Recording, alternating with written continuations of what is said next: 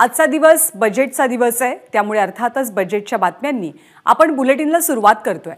केंद्रीय अर्थमंत्री निर्मला सीतारामन आज देशाचं बजेट सादर करतील, पण हे बजेट अंतरिम बजेट असेल कारण यंदाच्या वर्षी सार्वत्रिक निवडणुका होतात।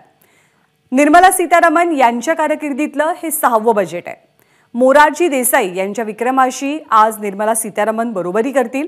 सकाळी 11 वाजता अर्थमंत्र्यांकडून लोकसभेत बजेट सादर होणार आहे।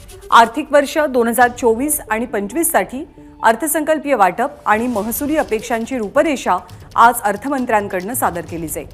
लोकसभेत बजेट सादर झाल्यावरती राज्यसभेत बजेट मांडलं जाईल आणि या बजेटचं लाईव्ह प्रक्षेपण आपण एबीपी माझावरती पाहू शकाल।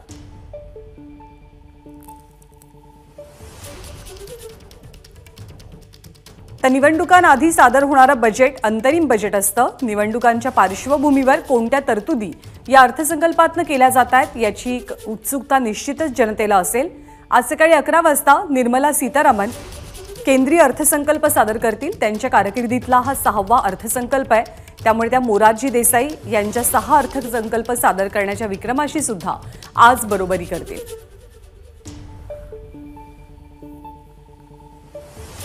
साधारणतः मेच्या अखेरपर्यंत नवं सरकार अस्तित्वात येईल आणि ते सरकार अस्तित्वात आल्यानंतर पूर्ण अर्थसंकल्पाची सुद्धा तरतूद केली जाते, परंतु निवडणुकांच्या अगदी तोंडावरती अंतरिम अर्थसंकल्प सादर केला जातो। आजचं हे एक प्रकारे मिनी बजेट असेल आणि यामध्ये अर्थातच सर्वसाधारण बजेटसह रेल्वे बजेटचाही समावेश असेल।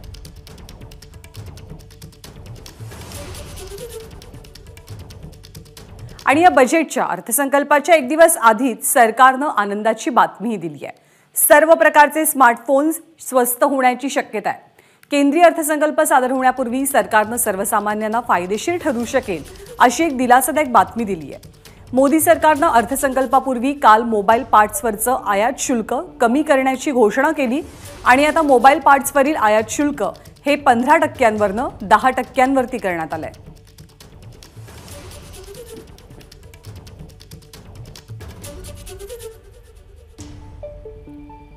या अर्थसंकल्पातनं सर्वसामान्यांना एकच अपेक्षा असते किंवा एका गोष्टीची उत्सुकता असते की स्वस्त काय होणार आणि महाग काय होणार। एक दिवस आधीच मोबाईल पार्ट्सवरचं आयात शुल्क कमी करण्याची घोषणा करत सरकारनं मोबाईल प्रेमींना मोठा दिलासा दिलाय, त्यामुळे आगामी काळात स्मार्टफोन स्वस्त होण्याची शक्यता व्यक्त होते।